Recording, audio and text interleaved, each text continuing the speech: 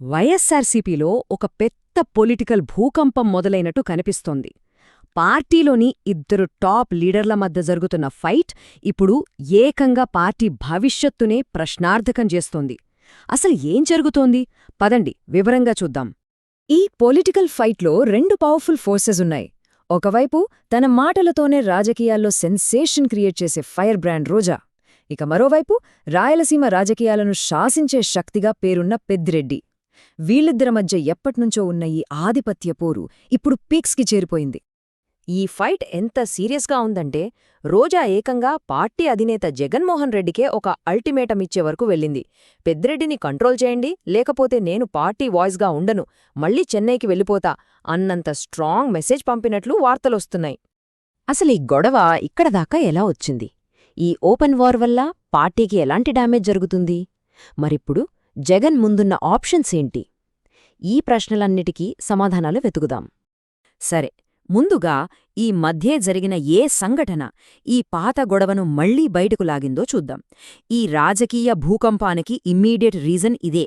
రీసెంట్గా నగరి నియోజకవర్గంలో నిండ్రా ఇంకా విజయపురం మండలాల్లో 2 ఎంపీపీ పోస్టులకు ఎలక్షన్స్ జరిగాయి. కానీ రిజల్ట్స్ మాత్రం ఊహించని షాక్ ఇచ్చాయి. ఒకప్పుడు వైసీపీలో ఉన్న లీడర్లే ఇప్పుడు టీడీపీ సపోర్ట్తో గెలిచారు. ఇది తన సొంత నియోజకవర్గంలో రోజాకు పెద్ద ఎదురుదెబ్బ. ఈ రిజల్ట్స్ తర్వాత రోజా చాలా తీవ్రంగా రియాక్ట్ అయ్యారు. కానీ ఆమె రియాక్షన్ కేవలం పొలిటికల్ క్రిటిసిజంతో ఆగలేదు. ఆమె వాడిన భాష, చేసిన కామెంట్స్ స్వంత పార్టీలోనే కాకుండా సోషల్ మీడియాలో కూడా ఒక పెద్ద తుఫాను సృష్టించాయి. పరిస్థితిని మరింత కాంప్లికేట్ చేసి. అసలు ట్విస్టేంటంటే రోజా మాటల మీద కౌంటర్ అటాక్ వచ్చింది. ప్రత్యర్థుల నుంచి కాదు, సొంత పార్టీ నేతల నుంచే. ఆమె ఇప్పుడు పవర్లో లేరు కదా, మేమెందుకు భయపడాలి అంటూ కొందరు వైసీపీ నేతలే మీడియా ముందుకొచ్చి ఓపెన్గా ఆమెను ఛాలెంజ్ చేశారు. అయితే ఈ గొడవ నిన్న మొన్న మొదలైంది కాదు, దీని వెనుక చాలా పెద్ద హిస్టరీనే ఉంది. ఇప్పుడు మనం ఈ రోజా పెద్దిరెడ్డి ఫైట్ యొక్క మూలాల్లోకి వెళ్దాం. రోజా వైసీపీలోకి రాకముందునుంచే పెద్దిరెడ్డితో ఆమెకు గ్యాప్ ఉంది. 2019లో రెండోసారి ఎమ్మెల్యేగా గెలిచినప్పుడు తనకు మినిస్టర్ పోస్ట్ రాకుండా అడ్డుపడింది పెద్దిరెడ్డే అని రోజా చాలా బలంగా నమ్మారు. ఆ తర్వాత కూడా నగరిలో కీ పోస్టులన్నీ పెద్దిరెడ్డి ఫాలోవర్స్కే వెళ్లడంతో తనను కంప్లీట్గా సైడ్లైన్ చేశారని ఆమె ఫీల్ అయ్యారు. ఇప్పుడు అదే ఒక ఓపెన్ వార్గా మారింది. తన ఆవేదనను రోజా చాలాసార్లు పబ్లిక్గానే బయటపెట్టారు. ఒకవైపు నేను అపోజిషన్తో ఫైట్ చేస్తుంటే మరోవైపు నా సొంత పార్టీ వాళ్లే నన్ను అణగడొక్కుతున్నారు అంటూ మీడియా ముందే కన్నీళ్లు పెట్టుకున్న సందర్భాలు కూడా ఉన్నాయి. ఇది పార్టీలో ఆమె ఎంత ఒంటరి పోరాటం చేస్తున్నారో చూపిస్తుంది. అయితే రీసెంట్గా జరిగిన జనరల్ ఎలక్షన్స్ రిజల్ట్స్ ఈ పొలిటికల్ ఈక్వేషన్స్ను పూర్తిగా మార్చేశాయి. ఈ ఇద్దరు లీడర్ల మధ్య పవర్ బ్యాలెన్స్ మొత్తం తలకిందులైంది. మొన్నటి ఎన్నికల్లో రోజా సుమారు 45,000 ఓట్ల భారీ తేడాతో ఓడిపోయారు. ఈ ఓటమి పార్టీలో ఆమె పొలిటికల్ స్ట్రెంగ్త్ను బాగా తగ్గించేసింది. పరిస్థితిని మరింత కాంప్లికేట్ చేసింది పెద్దిరెడ్డి వర్గం విజయం.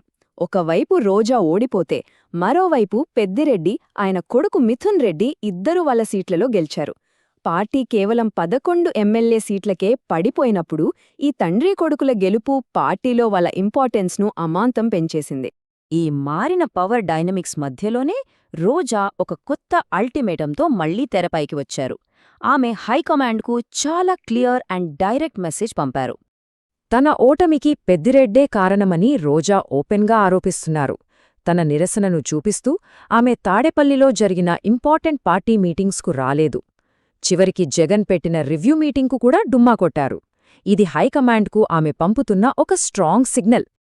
ఆమె పంపిన సందేశం ఒక్కటే: నాకు న్యాయం జరిగే వరకు, నన్ను ఇబ్బంది పెడుతున్న వాళ్లపై యాక్షన్ తీసుకునే వరకు నేను నగరి నియోజకవర్గంలో అడుగుపెట్టను. ఇది నేరుగా పార్టీ హైకమాండ్కు ఒక వార్నింగ్ లాంటిది. ఈ మొత్తం డెవలప్మెంట్స్ ఇప్పుడు పార్టీ చీఫ్ జగన్మోహన్ రెడ్డిని ఒక చాలా ట్రిక్కీ సిచ్యువేషన్లో పెట్టేశాయి. ఆయన తీసుకోబోయే నిర్ణయం ఇప్పుడు కత్తిమీద సాము లాంటిది. ఇప్పుడు జగన్ ముందు 2 కఠినమైన ఆప్షన్స్ ఉన్నాయి. ఒకవేళ రోజాకు సపోర్టుగా నిలబడి పెద్దిరెడ్డిని పక్కన పెడితే పవర్ఫుల్ అయిన ఆ వర్గం బీజేపీ వైపు చూసే ప్రమాదముంది. అలా కాదని పెద్దిరెడ్డికే ఇంపార్టెన్స్ ఇస్తే పార్టీకున్న ఒక స్ట్రాంగ్ వాయిస్, ఫైర్ బ్రాండ్ రోజాను శాశ్వతంగా దూరం చేసుకోవాల్సొస్తుంది.